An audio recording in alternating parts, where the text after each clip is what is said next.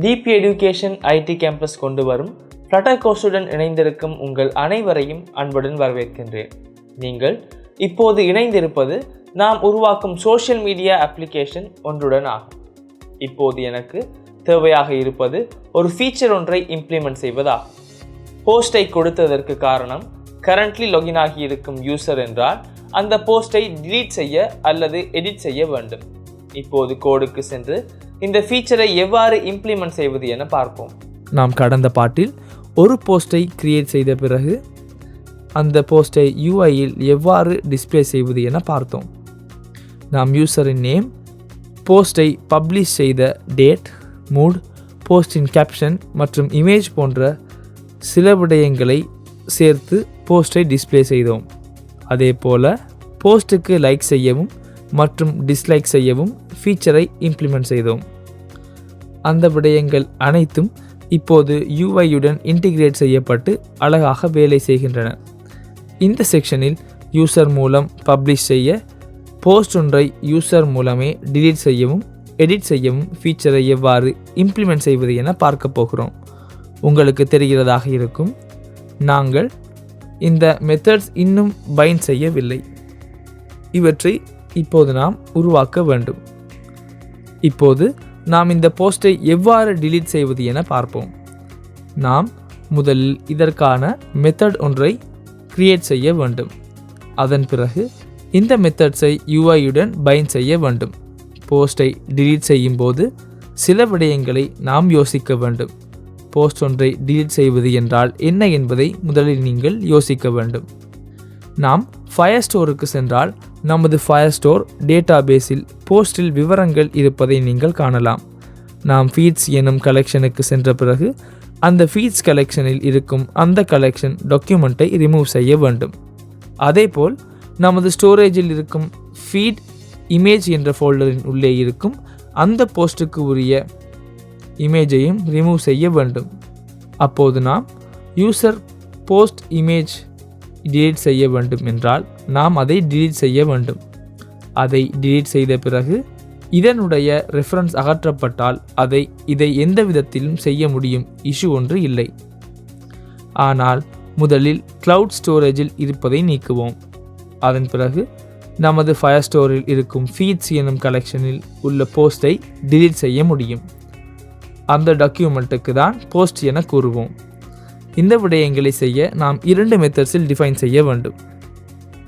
இப்போது கோட் பகுதிக்கு சென்று முதலில் நாம் கிளவுட் ஸ்டோரேஜில் நாம் உள்ள இமேஜை ரிமூவ் செய்யும் மெத்தடை டிஃபைன் செய்வோம். அதன் பிறகு ஃபயர் ஸ்டோருக்கு வந்து எவ்வாறு அந்த டாக்குமெண்ட்டை ரிமூவ் செய்ய மெத்தடை டிஃபைன் செய்வோம். இது மிகவும் கடினமான விடயமல்ல. இப்போது நமது கோடுக்கு செல்வோம்.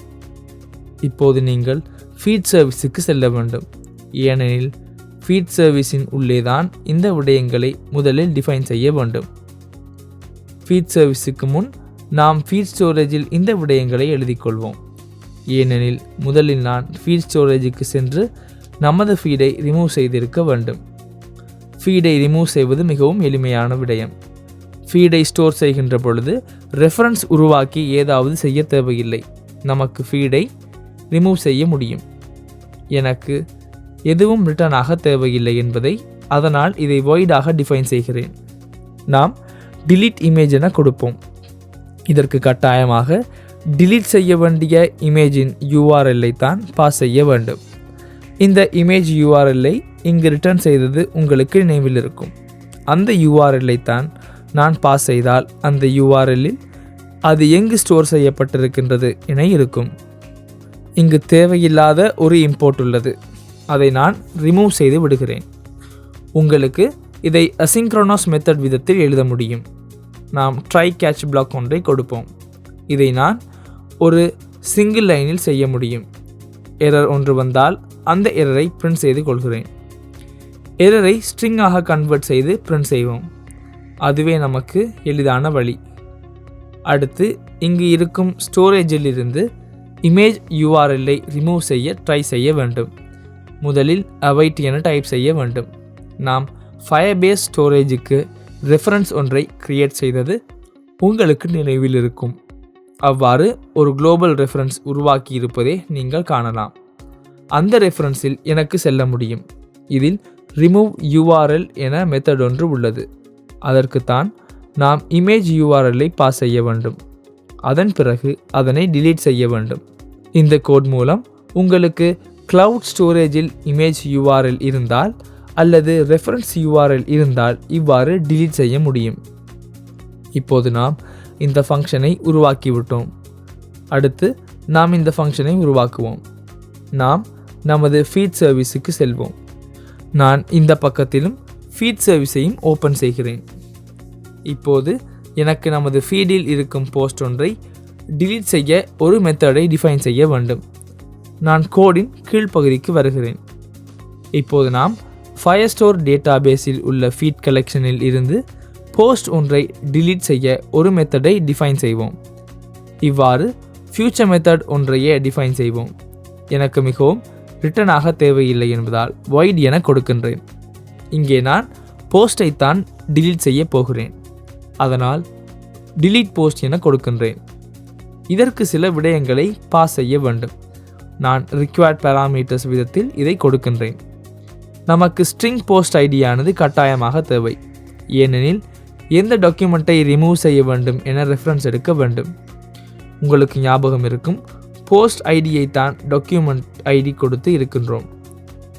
அவ்வாறு நாம் செய்தது எவ்வளவு இலகுவாக உள்ளது என இப்போது உங்களுக்கு புரிகிறதாக இருக்கும். அதன் பிறகு ஸ்ட்ரிங் போஸ்ட் URL ஆனது கட்டாயமாக தேவை. ஏனெனில் நாம் நமது கிளவுட் ஸ்டோரேஜுக்கு URL-ஐ பாஸ் செய்ய வேண்டும்.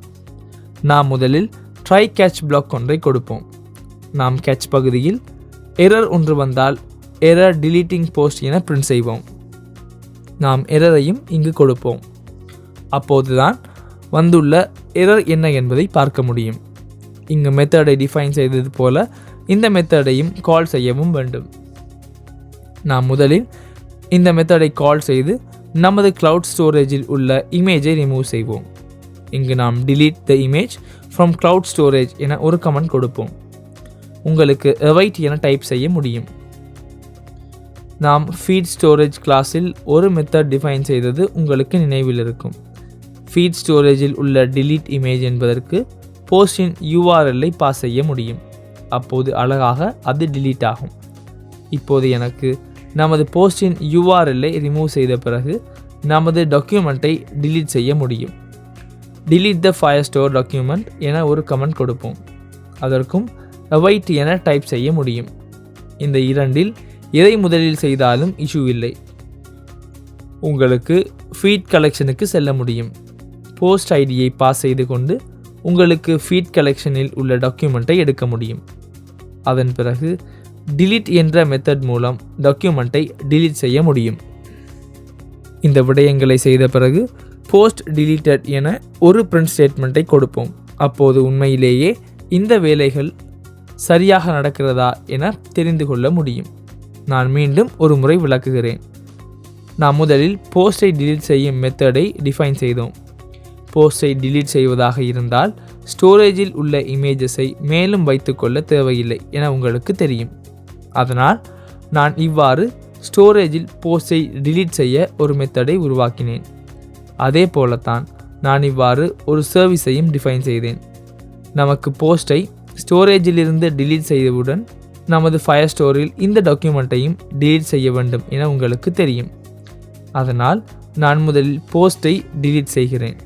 அடுத்து இங்கு உள்ள கோடில் நான் போஸ்ட் ஐடி கீழே உள்ள டாக்குமெண்ட்டை delete செய்கிறேன். அதன் பிறகு எனக்கு எரர் வந்தால் நான் அதை கேட்ச் செய்கிறேன். இப்போது நாம் UIக்கு செல்வோம். இந்த UIயில் கஸ்டம் விஜெட் விதத்தில் போஸ்ட் ஒன்றை தான் டிஃபைன் செய்து உள்ளோம் என உங்களுக்கு தெரியும். இந்த மெத்தட்ஸ் இரண்டும் இன்னும் டிஃபைன் செய்யவில்லை. நீங்கள் காணலாம் எடிட் மற்றும் delete உள்ளது. நான் முதலில் delete-ஐ உருவாக்குகிறேன். நாம் இந்த போஸ்ட்டுக்கு delete-ஐ பாஸ் செய்து கொண்டு delete செய்வோம். நமக்கு delete மெத்தடை தனியாக டிஃபைன் செய்வோம். ஆனால் இதற்கு அவ்வளவு பெரிய விடயம் தேவையில்லை என்பதால் இது delete செய்ய முடியும். நாம் இந்த போஸ்டை delete செய்யும் மெத்தடை தனியாக டிஃபைன் செய்வோம். அதுதான் நமக்கு மிகவும் இலகுவாக இருக்கும்.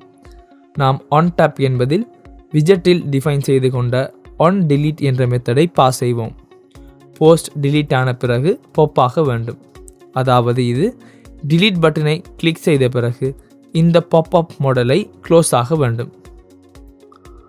நமக்கு நவிகேட்டரில் கண்டெக்ஸ்டை எடுக்க முடியும். அதன் பிறகு கண்டெக்ஸ்டில் பாப் வேண்டும். இப்போது இந்த மெத்தடை பேரண்ட் கம்போனண்ட்டில் இருந்து பாஸ் செய்ய முடியும். உங்களுக்கு ஞாபகம் இருக்கும், நாம் நமது ஃபீட் ஸ்க்ரீனில் தான் போஸ்ட் விஜெட்டை கால் செய்கிறோம். உங்களுக்கு ஞாபகம் இருக்கும், இந்த போஸ்ட் விஜெட் உள்ளே தான் எடிட் மற்றும் delete மெத்தட்ஸை பாஸ் செய்கிறோம். அதனால் ஃபீட் ஸ்க்ரீனுக்கு வந்து on delete என்னும் மெத்தடை தனியாக டிஃபைன் செய்கிறேன். நான் இப்பொழுது மேலே வருகிறேன்.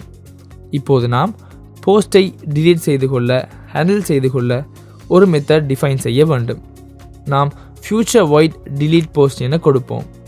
நாம் இந்த மெத்தடை அசிங்க்ரோனஸாக டிஃபைன் செய்வோம். ஏனென்றால் ஃபியூச்சர் என்பதால் கட்டாயமாக அசிங்க்ரோனஸாக இருக்க வேண்டும். நாம் இதற்கு பாஸ் செய்ய வேண்டிய சில விடயங்கள் உள்ளன. போஸ்ட்டை delete செய்யும் போது போஸ்டின் ஐடி மற்றும் போஸ்டின் URL இரண்டும் பாஸ் செய்ய வேண்டும் என உங்களுக்கு நினைவில் இருக்கும். நான் அவற்றை இங்கிருந்தே காப்பி செய்கிறேன். அப்பொழுது எளிதாக இருக்கும். நான் இதனுள்ளே இதை பேஸ்ட் செய்கிறேன். நீங்கள் காணலாம், போஸ்ட் ஐடி மற்றும் போஸ்டின் இமேஜ் URL தான் பாஸ் செய்ய நமக்கு இந்த மெத்தடை கால் செய்ய முடியும்.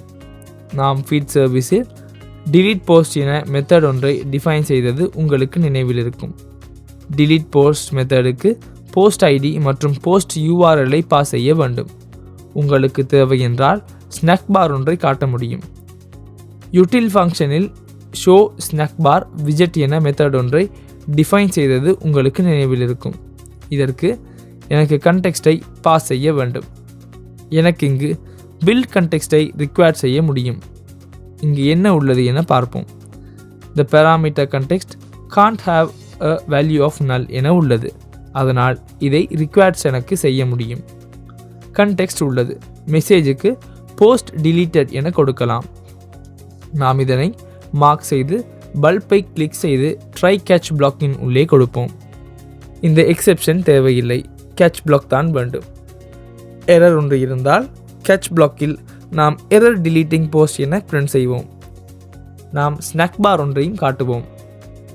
நான் ஸ்நாக் பாரை இங்கு காப்பி செய்து கொண்டு பேஸ்ட் செய்கிறேன். இங்கும் எரர் deleting போஸ்ட் என கொடுப்போம். இதற்கு உங்களுக்கு கஸ்டம் மெசேஜஸ் உருவாக்க முடியும். இப்போது இந்த வேலைகள் சரியாக செயல்படுகிறதா என நான் பார்க்க வேண்டும்.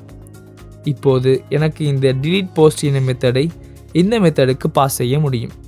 இங்கு நாம் சில விடயங்களை பாஸ் செய்ய வேண்டும். முதலில் நாம் கண்டெக்ஸ்டை பாஸ் செய்ய வேண்டும். அடுத்து போஸ்ட் ஐடியை பாஸ் செய்ய வேண்டும். நமக்கு போஸ்ட் ஏற்கனவே இருப்பதால் போஸ்ட் ஐடியை இதற்கு பாஸ் செய்ய முடியும். இறுதியாக போஸ்ட் URL இதற்கு தேவை. அதற்காக போஸ்டின் போஸ்ட் URL பாஸ் செய்ய முடியும். இங்கு ஒரு இஷ்யூ உள்ளது.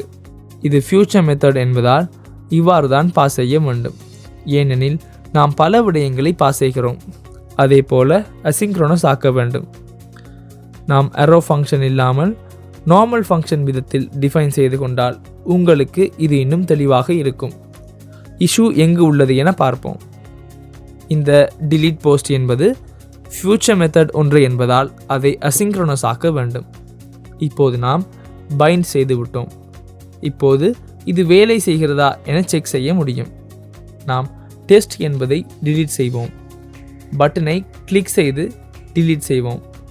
பாப்அப் ஆகியது. போஸ்ட் deleted என வருகிறது. அதே போல ரியல் டைம் போஸ்ட் ஆனது ரிமூவ் ஆகியது. நாம் டீபக் கன்சோலையும் பார்ப்போம். ஏனெனில் இந்த வேலைகள் சரியாக நடந்தால் டீபக் கன்சோலிலும் டிஸ்பிளே ஆக வேண்டும்.